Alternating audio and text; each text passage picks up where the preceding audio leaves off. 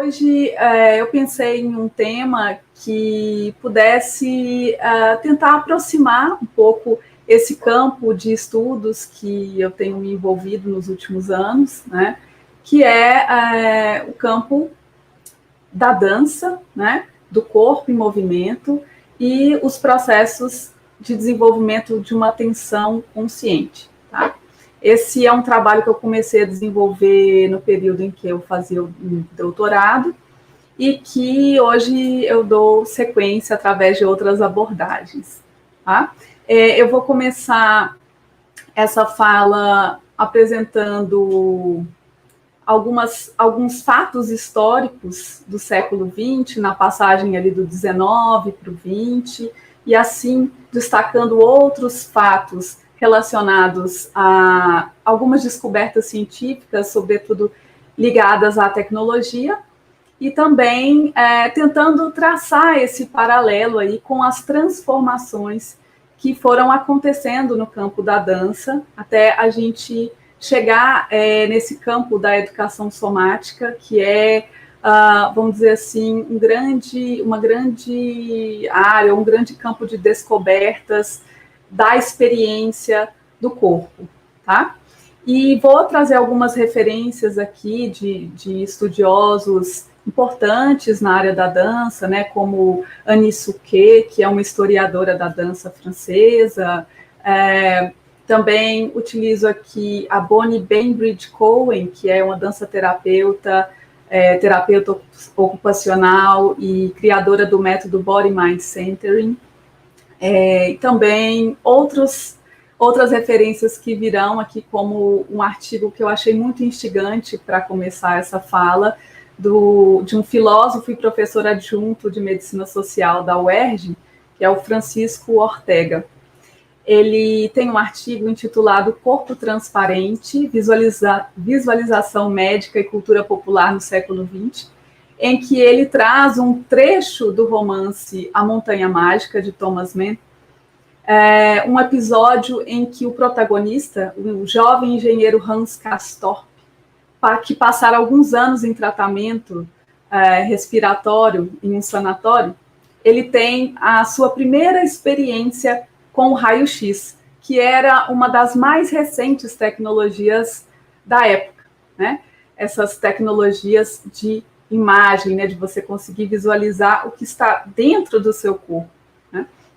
Então, eu cito aqui uma passagem que foi destacada pelo próprio Ortega no seu artigo, que diz, abre aspas, defrontando-se pela primeira vez com as imagens de raios-x, Hans Castorp não consegue ver nada.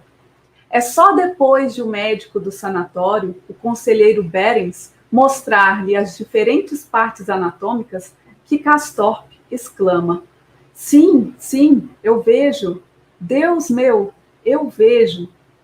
E esse é um episódio que provavelmente aconteceu como um fato histórico aí por volta de 1907, nessa período aí que está datada essa história, essa narrativa, e ela traz uma pista, segundo Ortega, para a gente compreender um pouco de como foi essa atmosfera de estranheza, né, e o impacto subjetivo que essas novas imagens, essas novas tecnologias provocaram nos indivíduos que tomaram contato com elas pela primeira vez, né? Todas essas impressões de estranheza, de transgressão, fantasmagoria, que envolve o simples fato de você visualizar o seu corpo internamente, que para nós hoje é praticamente uma coisa corriqueira, né? A gente faz um exame de raio-x e, enfim.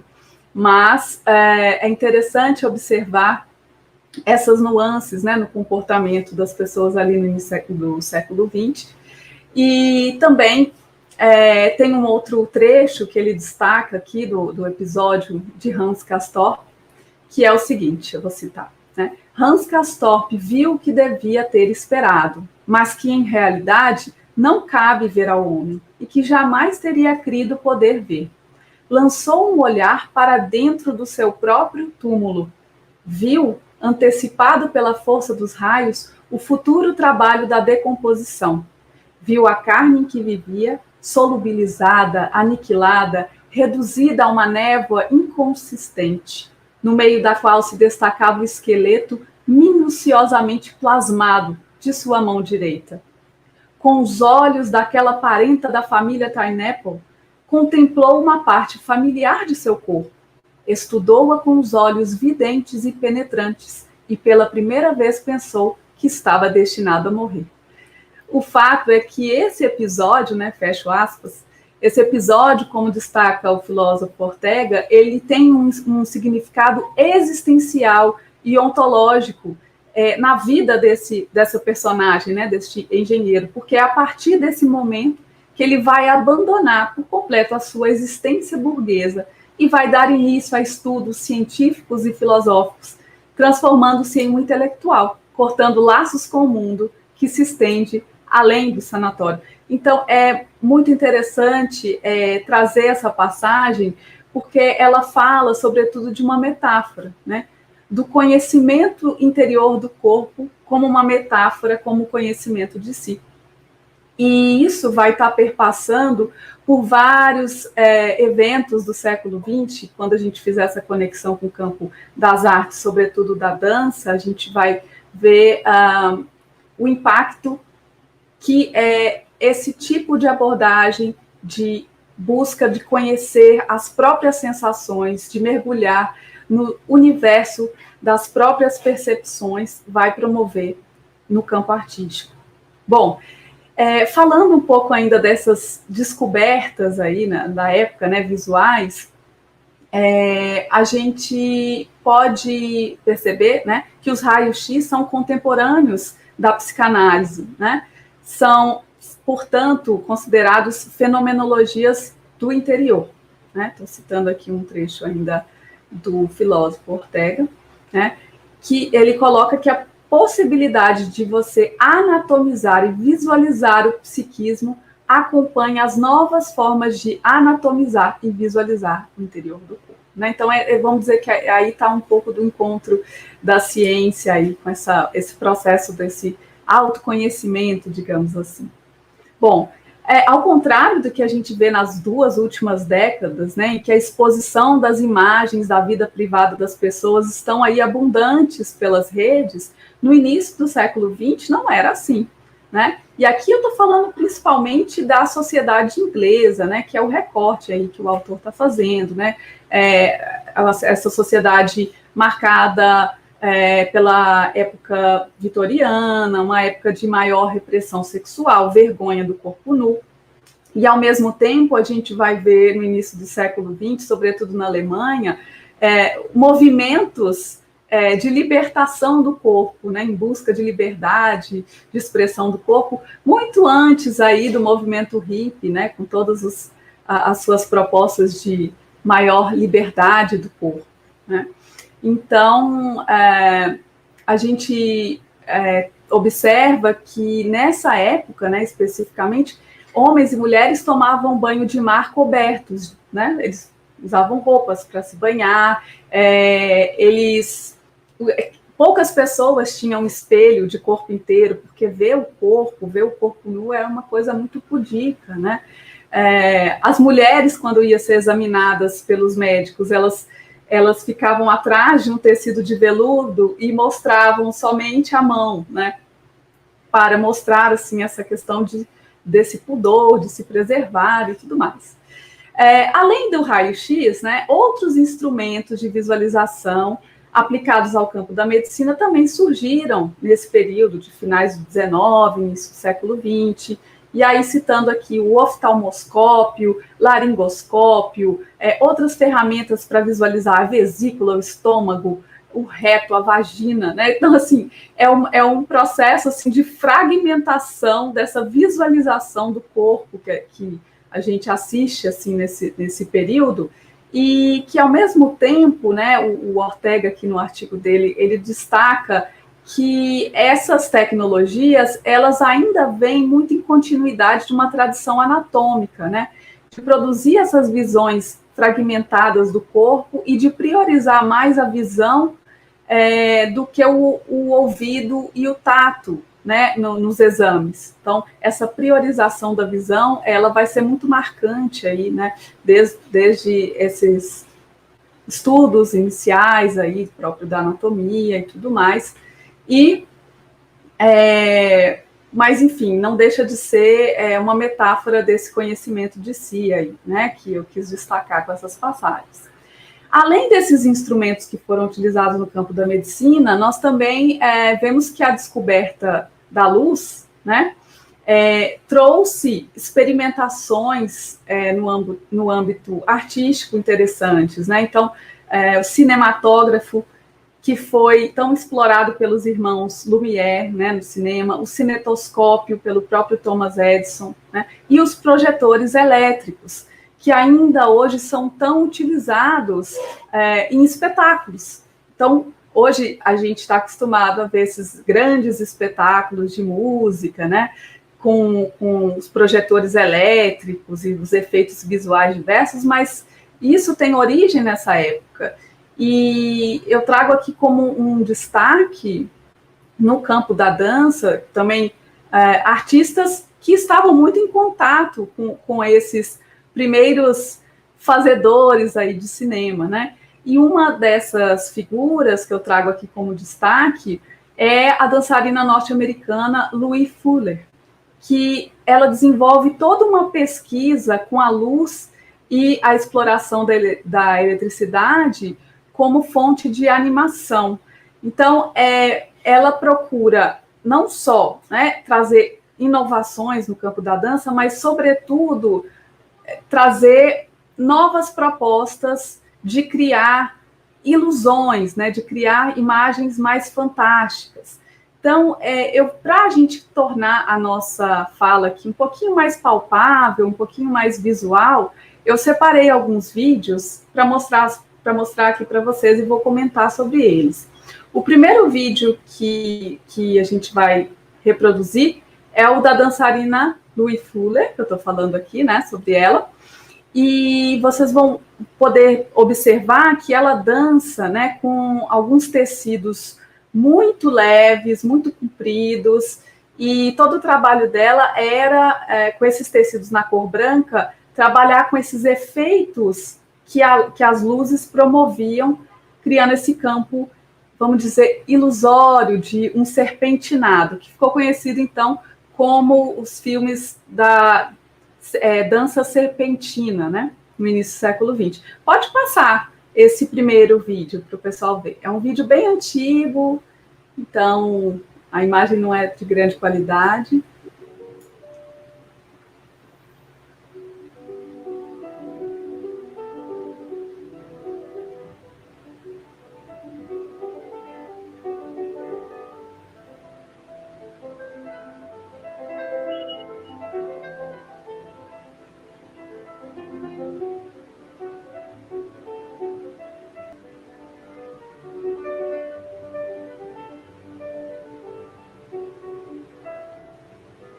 É interessante dizer também que essa dançarina Louise Fuller, ela viveu num período em que a hipnose estava sendo desenvolvida, né? As experiências com o sono hipnótico, e ela mesma tinha algumas experiências nesse campo, né? Então, imaginem isso no século XX, início do século XX, sendo exibido pela primeira vez, né? Numa época que o cinema está começando ali.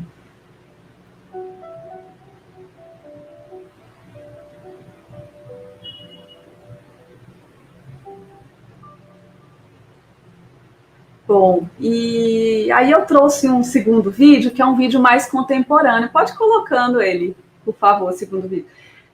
Só vou mostrar um trechinho, só para vocês terem uma noção de como seria a gente assistindo isso hoje, com as tecnologias mais avançadas, né?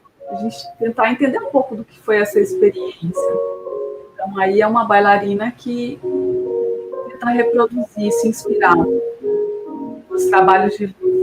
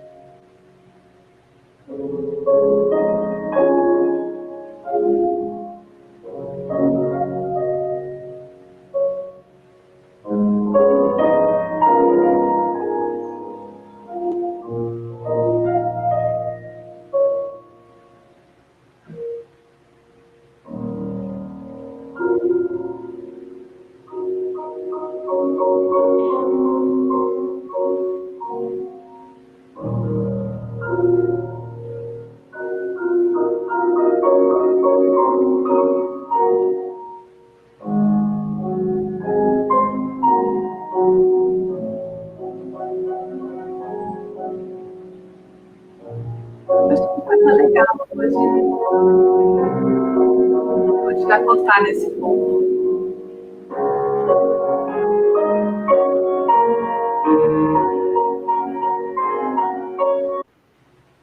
Obrigada.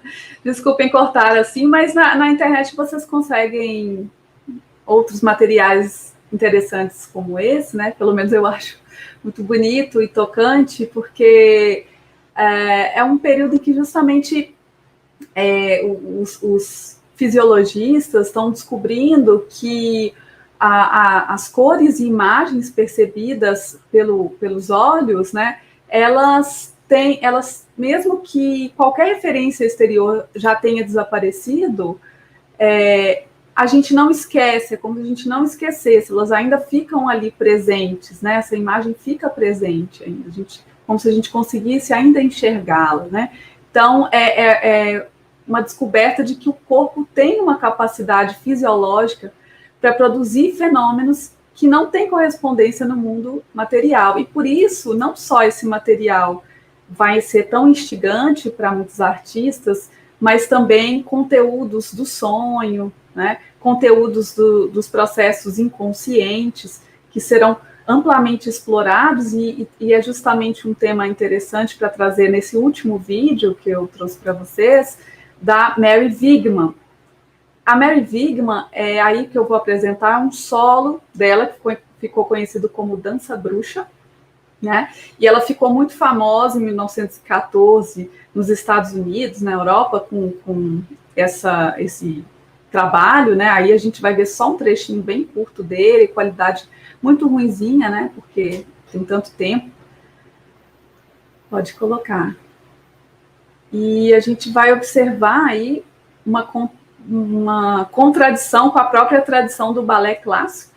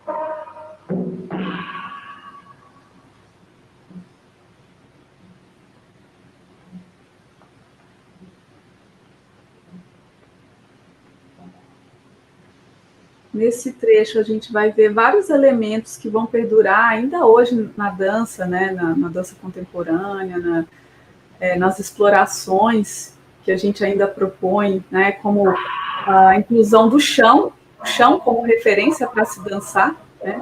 As bailarinas clássicas não dançavam sentadas no chão, né? Elas dançam em sapatilhas de ponta, de gesso, né? Algo extremamente incômodo, né? Apesar de ser bonito visualmente. Mas você imagine um artista nessa época experimentando esses recursos, né? O chão, utilizando outros princípios que a gente usa muito, assim, da respiração, de contrair e relaxar para criar um gesto mais expressivo, né? Aí é o início da dança expressiva alemã. Prontinho, é bem curtinho. E também uma experimentação no sentido de trabalhar sem o recurso melódico da música, né? Então, a dança erudita, ela utilizava muito do repertório das músicas clássicas, né? Então, ali você pode ver esses elementos desconstruindo um pouco essa tradição, um pouco não, bastante, né?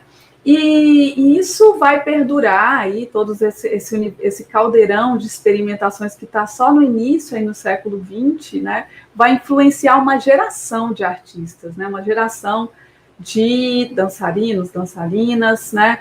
Sempre nesse epicentro aí, né? Estados Unidos, Europa, e depois vai se irradiando isso para vários lugares no mundo.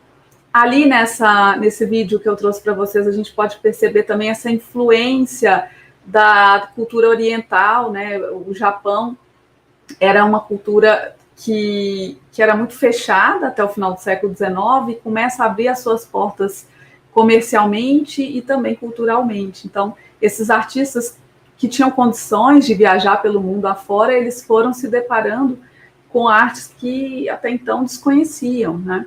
Então, isso dá um repertório muito grande para eles de criação também, né?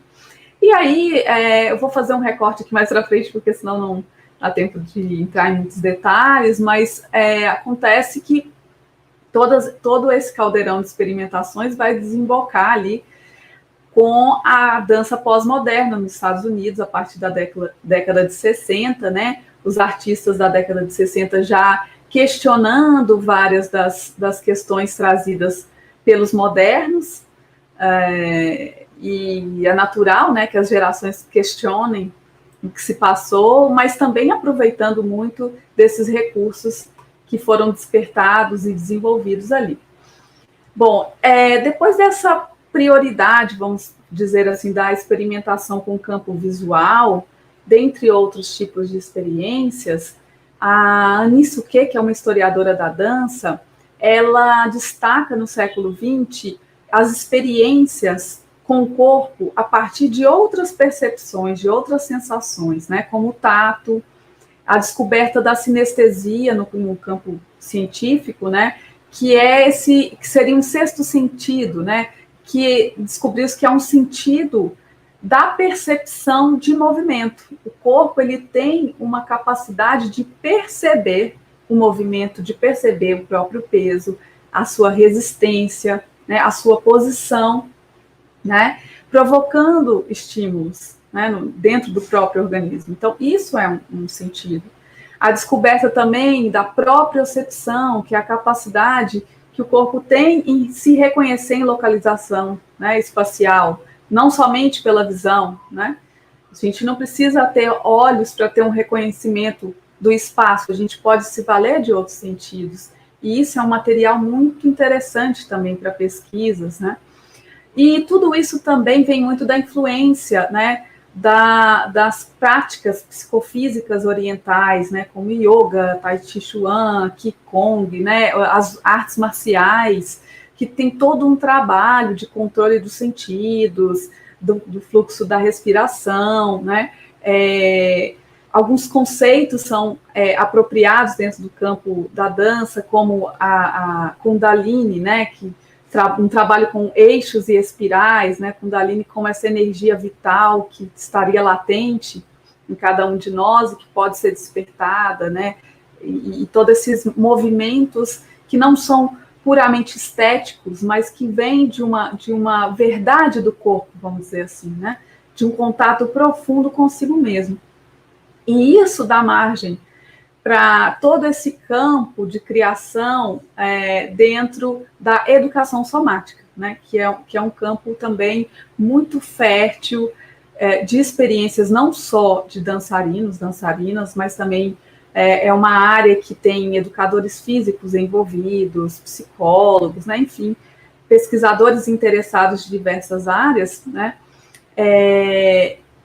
a somática, né? O que significa, né? É um nome que dá margem para uma área de estudo do corpo, né? Por meio da pesquisa experimental pessoal. Então, é basicamente pesquisas que a gente faz experimentalmente com a gente, né? Então, significa que cada pessoa vai ter uma experiência muito diferente, mas existem algumas bases em comum, né, em relação aos vários sistemas que foram criados em torno desse campo da somática, tá? Mais do que um campo de estudos, ela é um termo guarda-chuva que vai abrigar vários sistemas de investigação do corpo, né? E que surge de experiências individuais diversas, né? Experiências de pessoas que conseguiram superar doenças ou algumas limitações físicas, educadores físicos, esportistas, artistas que sofreram lesões e que conseguiram, a partir de alguns métodos e técnicas específicas, né, se recuperarem e começaram a desenvolver sistemas muito requintados. Hoje a gente tem vários tipos de sistemas dentro da educação somática, né? E esse termo ele foi cunhado, né, por Thomas Hanna para falar do corpo experimentado a partir de dentro. Isso é uma fala da Bonnie Bainbridge Cole, né, que é a criadora do método Body Mind Centering, que é um método de educação somática, né? Ela fala que Thomas Hanna usou esse termo para diferenciar a experiência do corpo objetificado, né, o corpo como objeto, e a experiência do corpo que é vista a partir de dentro, né, em que corpo e mente não são separados, né. A grande chave para a gente entender esse campo da educação somática é essa que ela vai aliar tanto estudos a partir desse mapeamento da anatomia ocidental, da fisiologia, quanto reúne práticas e princípios conceituais e psicofísicos de práticas orientais, como essas que eu citei aqui anteriormente, numa visão mais holística do corpo, né? Unindo esse conhecimento mais científico e com o conhecimento, por que não dizer, até mesmo espiritual, né? Na Europa e nos Estados Unidos foram onde esses campos mais se desenvolveram, também muito atrelados a todo esse processo que eu fui relatando aqui com vocês, né? Esse processo histórico aqui de investigação do corpo, a partir das tecnologias, né? A partir da psicanálise. E hoje a gente tem, e também na década de 60, há um movimento nos Estados Unidos conhecido como um movimento corporalista, né? Que procura conjugar estudos diversos. Então, reúnem estudos na área da biologia, da psicologia, de técnicas orientais do corpo-mente, né? E, sobretudo, para tratar traumas do pós-guerra. Então, muitos desses recursos foram desenvolvidos nesse contexto do pós-guerra, em que as pessoas ficaram extremamente traumatizadas, né? Em que a gente tem uma grande parte da população europeia aí dizimada, né? Cidades praticamente perdidas. Então, todo esse processo do trauma, né, vai ser trabalhado também de um modo muito corporal, né? Eu trago aqui um exemplo mais pontual a partir desse método que eu pontuei aqui, o Body Mind Centering, né? Que foi criado pela norte-americana Bonnie Bainbridge Cole na década de 70, e é um método que está em desenvolvimento ainda hoje. A gente tem escolas no mundo todo, no Brasil mesmo tem um centro de formação, se eu não me engano, não sei se é em Brasília ou no Rio de Janeiro, né? E a partir do Body Mind Centering também foram criados outros modelos aí de se trabalhar o corpo nessa abordagem somática. O modelo que eu venho estudando é o Body Mind Movement. O criador é o Mark Taylor, e ele foi formado nessa escola Body Mind Centering e foi diretor dessa escola e acabou criando o seu próprio método com outros formatos e contribuições. Dentro desse campo do Body Mind Centering, um dos trabalhos, né, que são propostos, né, é trabalhar o princípio do desenvolvimento motor, né? Então, o estudo do desenvolvimento motor ele é centrado em duas vertentes, e todas elas estudadas de maneira experimental. Então, é o desenvolvimento ontogenético, que é esse desenvolvimento durante a gestação do embrião humano, né, durante a gestação, e também o desenvolvimento filogenético, que está ligado à evolução das espécies. Então, a gente estuda a partir de uma célula, né? E como a gente incorpora essa célula em nós, né? Como que a gente percebe e sente as nossas células, né? E toda essa evolução do desenvolvimento filogenético, né? Passando pelo princípio do movimento do peixe, de um réptil, até organizações mais complexas como a dos mamíferos. Então, é interessante porque a gente vai estudando isso de uma maneira não só teórica, né, e visual, também é muito interessante, mas de forma que a gente consiga entender como que é esse processo de desenvolvimento em nós, né? E através dessa escuta, né, de você parar, de você escutar, de você sentir, você perceber, você às vezes consegue repadronizar formas de movimento que não estavam muito bem organizadas no seu processo de formação, né?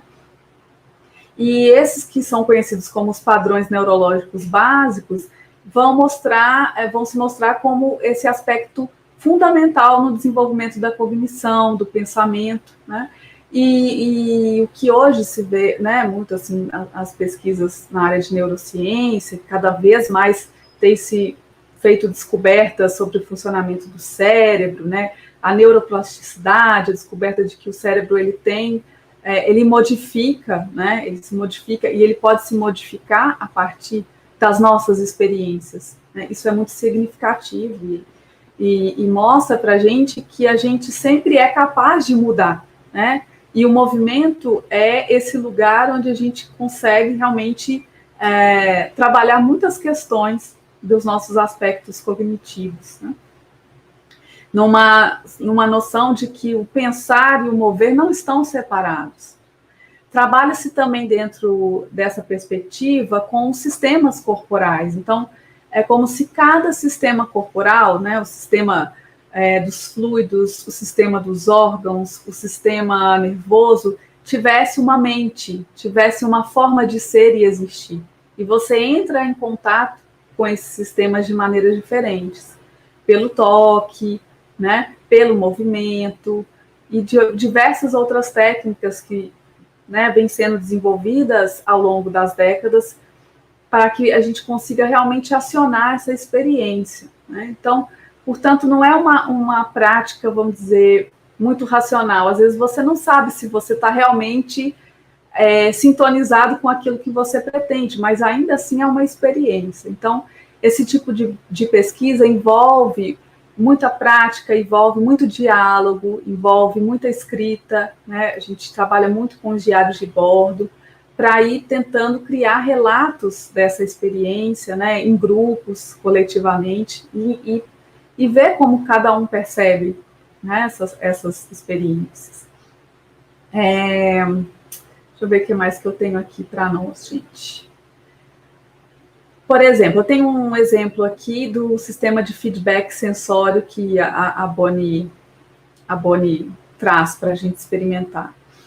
Se você movimenta, né, a região pélvica, né, a região do quadril, a partir e com a sensação dos seus ossos, isso vai ser registrado na sua mente de um jeito e vai ser percebido por todo o corpo de um jeito.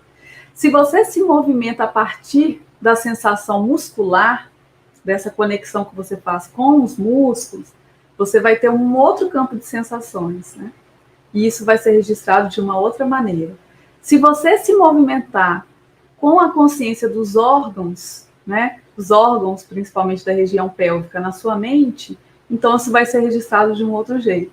Então todos esses recursos, eles vão sendo explorados e utilizados tanto para pessoas que trabalham na área artística, porque isso dá margem para muitos processos de criação, quanto para qualquer pessoa que tenha interesse em se conhecer melhor, em conhecer os próprios fluxos, em se mover de uma maneira mais livre, né, mais leve, ou talvez mais pesada, dependendo de como você se conecta com essas experiências, né?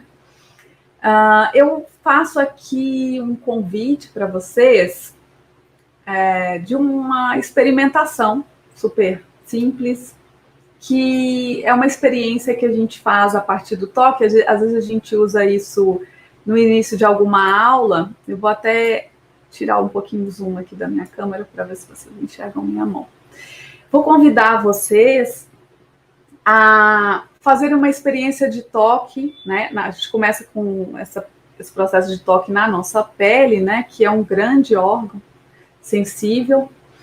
E a nossa intenção ao nos tocarmos, a gente vai escolher só um braço, tá? Eu vou escolher aqui meu braço direito, e a gente vai começar a tocar o dedo mínimo, e a gente vai passear por cada dedo, tentando fazer essa conexão com os seus ossos. Então, é como se a gente estivesse aqui tentando reconhecer os nossos ossos, sentir, né, como que é esse formato, né, como uma criança que explora as próprias formas, né, como se você estivesse reconhecendo os seus ossos pela primeira vez a partir desse toque. Você pode seguindo esse caminho aqui pelos ossos da sua mão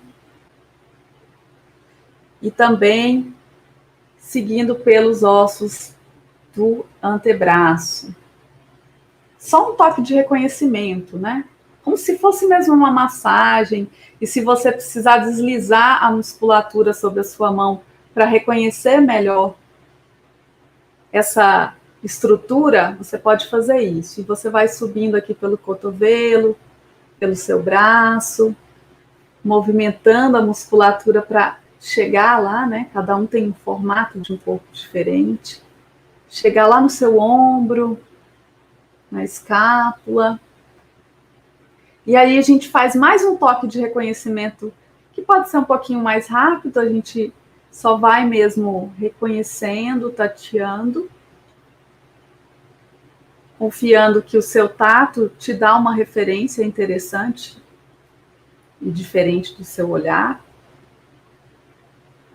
E vai seguindo o caminho, né, do seu antebraço, tateando os seus ossos, subindo pelo braço, até chegar lá no seu ombro, na escápula. E depois vou convidar vocês a descansarem os dois braços sobre a cadeira, sobre as coxas, ou deixar os braços soltinhos. E tenta perceber se você teve alguma mudança entre um braço e o outro. Né? Tenta perceber a qualidade dessa experiência. Se você fosse falar sobre ela, qual seria a qualidade de um braço em relação ao outro? Né? Aí, às vezes, a pessoa vai relatar, estou sentindo que o meu braço direito está mais leve, mais amplo, e se eu for movimentar o meu braço e o outro, será que vai ter uma diferença? Será que um vai estar mais leve? Será que o movimento dele está mais fluido? E por aí vai. E nessa brincadeira a gente vai se investigando, né? Investigando o nosso corpo, reconhecendo vários aspectos em nós e aprendendo a fluir, né?